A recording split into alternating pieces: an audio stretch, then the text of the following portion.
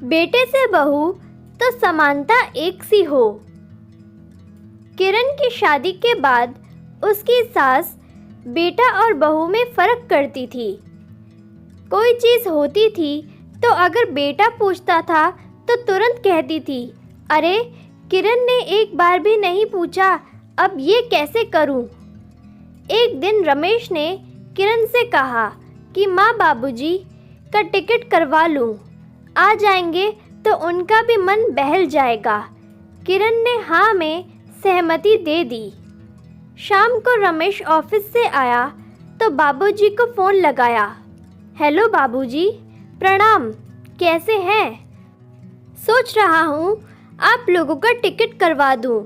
आइए कुछ दिन रहिए यहाँ, थोड़ा आप लोगों का भी मन बहल जाएगा और हम लोगों को भी अच्छा लगेगा। बाबूजी ने बोला, अरे बेटा, बहू का क्या इरादा है? उसने तो कभी नहीं कहा, जब वो बुलाएगी तभी आएंगे।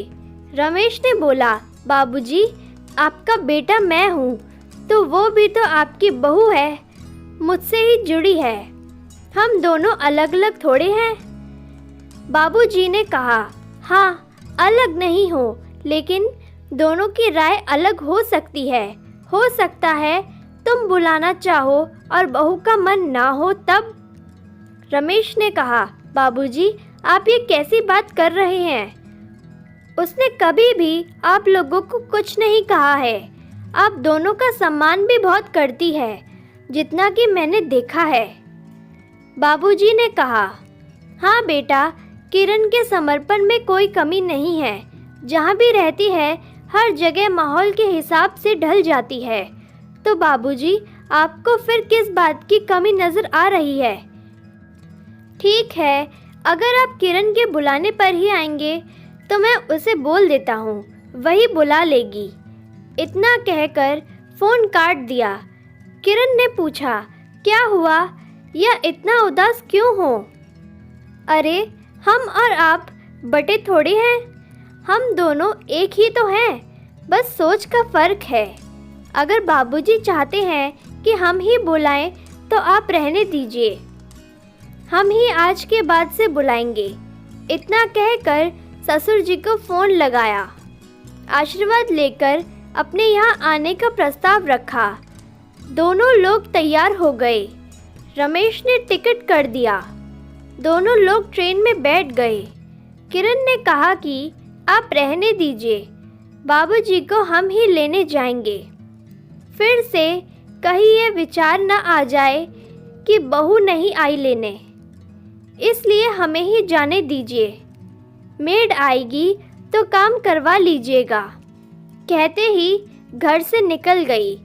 गाड़ी स्टेशन पर पार्किंग में लगाकर स्टेशन की तरफ बढ़ रही थी। तब तक कूली के साथ दोनों लोग आ रहे थे। दुपट्टा सिर पर रखकर पैर छूकर आशीर्वाद लिया और गाड़ी में सामान रखवा लिया। बाबूजी ने पूछा, अरे बहू, रमेश कहाँ है?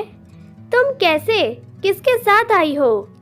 बाबूजी, हमने सोचा कि कहीं फिर ना आप कह दें कि बहू तो लेने भी नहीं आई, तो कैसे घर जाऊं, इसलिए आपके बेटे को हमने घर पर बिठा दिया और आपको लेने के लिए खुद निकल गए। आगे सीट पर सासू माँ और पीछे की सीट पर समान और ससुर जी बैठ गए। घर की तरफ गाड़ी तेज रफ्तार में निकल ली। 25 मिनट लगा घर आ गया। घर आने के बाद सबने चाय नाश्ता किया और फिर स्नान करके पूजा पाठ करके खाना खाया। शाम का समय हुआ। डाइनिंग टेबल पर फ्रूट रखे थे, लेकिन बहू का इंतज़ार हो रहा था। बस किरण लाकर दे तो ठीक है, अन्यथा खुद से कोई काम या कोई चीज़ नहीं लेते थे। एक दिन रमेश ने देखा इस तरह का भेदभाव तो अपने पिता और माँ से बात की और समझाया। बोला, बाबूजी, आप अपना घर नहीं समझेंगे तो किरण गांव में जाएगी तो किस हक से जाएगी? क्या वो अपना घर समझ पाएगी? इसीलिए प्यार और सम्मान से रहिए। उसी में आनंद आएगा, आपको भी और हम सभी को। किरण मुझसे अलग नहीं है। तो बेटे के समझाने से काफ़ी बदलाव आया और धीरे धीरे घर का माहौल बदला। तो घर में हमेशा हंसी खुशी का माहौल बना रहता है। उम्मीद करती हूँ आपको ये कहानी पसंद आई होगी। इस कहानी पर आपकी क्या राय है कमेंट करके ज़रूर बताएं। कहानी पसंद आई हो तो प्लीज़ लाइक करें, शेयर करें, सब्सक्राइब करें। वीडियो देखने के लिए, कहानी सुनने के लिए आपको बहुत बहुत धन्यवाद। सब्सक्राइब करना बिल्कुल ना भूलिए। धन्यवाद।